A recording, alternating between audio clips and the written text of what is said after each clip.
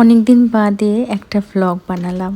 আসলে সেভাবে না হয়ে ওঠে না ঠিক, মানে ভালোও লাগে না ঠিক করতে।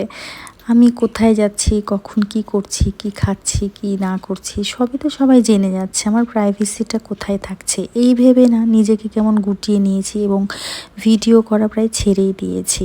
কিন্তু যখন অন্যদেরকে করতে দেখি না, তখন খুব ইচ্ছে করে যে আমি কেন ছেড়ে দিলাম, আমিও তো করতে পারি।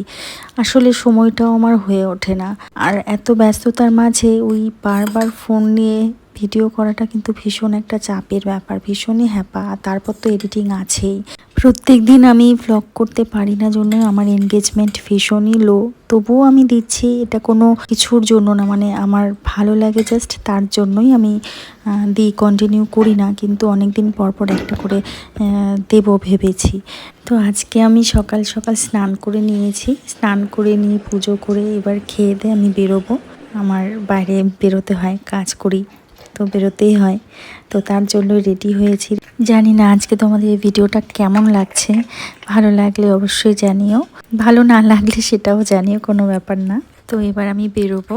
জানো তো আমি খুব সাধারণভাবে থাকতে ভালোবাসি, যখন সাজগোজ করি তখন ব্যাপারটা আলাদা হয়ে যায়, একটু বেশি যেন সেজে ফেলি। তো আমি বেরিয়ে পড়েছি, টোটো পেয়ে গেছি। তো আমাদের এখানে কাল বিশ্বকর্মা পুজো হয়েছিল, এই যে তার প্যান্ডেল।